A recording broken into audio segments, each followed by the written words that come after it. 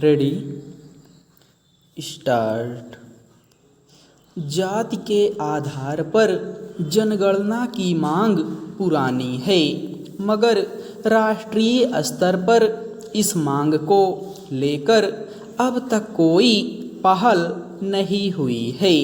मगर बिहार में जनता दल यू और राष्ट्रीय जनता दल की मौजूदा सरकार ने इस काम को पूरा किया और सोमवार को इसके निष्कर्षों पर आधारित आंकड़े जारी कर दिए।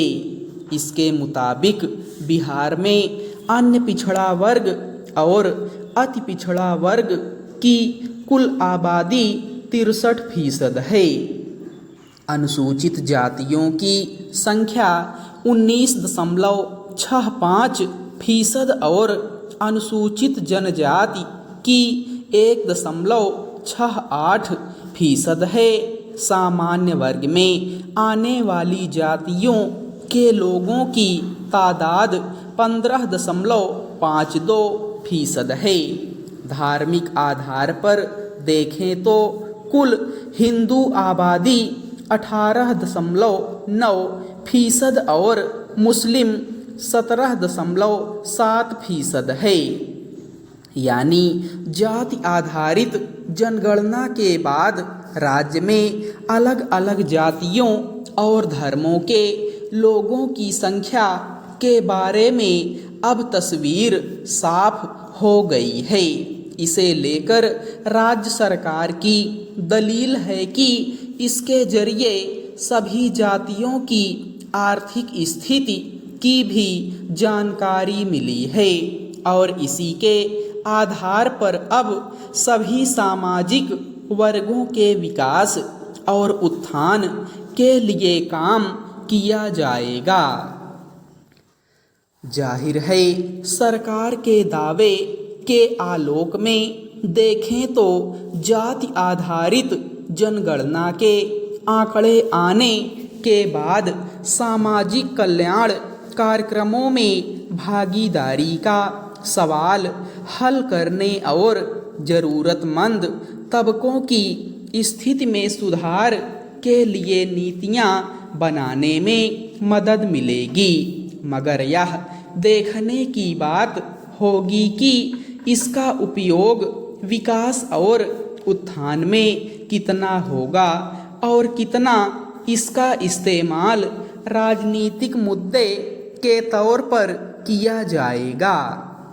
दरअसल यह सवाल अक्सर उठाया जाता रहा है कि सामाजिक कल्याण कार्यक्रमों को लक्षित सरकारी नीतियों में जिन तबकों की हिस्सेदारी तय की जाती है, उनके बीच के कुछ समर्थ समूह उसका लाभ उठा लेते हैं और एक बड़ा हिस्सा वंचित रह जाता है। खासकर पिछड़े वर्गों को हिस्सेदारी के संदर्भ में यह दावा किया जाता रहा है कि अब इस तबके की आबादी काफ़ी ज़्यादा हो गई है और इसके मुकाबले इन्हें मिलने वाला आरक्षण काफ़ी कम है।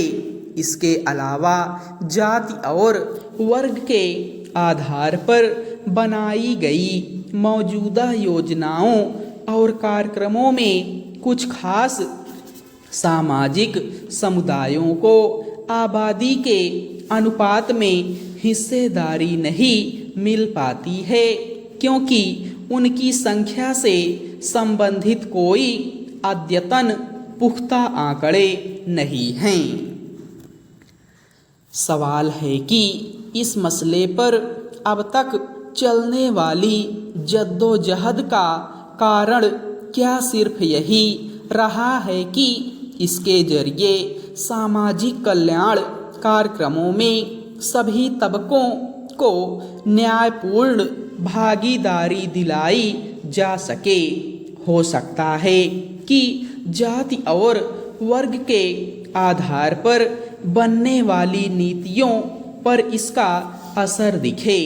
हालांकि यह बिहार सरकार की इच्छा शक्ति पर निर्भर होगा कि वह आबादी के अनुपात में सबकी भागीदारी और इसके साथ साथ न्यायपूर्ण तरीके से बिना भेदभाव किए वंचित वर्गों के हित कैसे सुनिश्चित कर पाती है।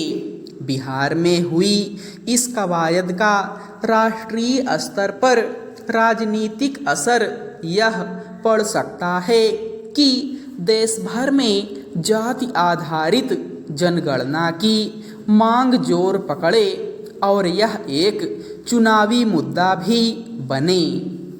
यूं सर्वोच्च न्यायालय ने पटना उच्च न्यायालय के इससे संबंधित फैसले के खिलाफ की गई अपील पर सुनवाई की स्वीकृति दे दी है, मगर यह ध्यान रखने की जरूरत है कि वक्त के साथ जाति के आधार पर पूर्वाग्रह दुराग्रहों को कमजोर करना राजनीतिकों का दायित्व होना चाहिए। इसलिए बिहार में हुई जाति आधारित जनगणना को राजनीति का जरिया न बनाकर इसे वंचित तबकों के लिए न्याय मुहैया कराने का ही आधार बनाया जाए, अन्यथा इसका मकसद बेमानी हो जाएगा।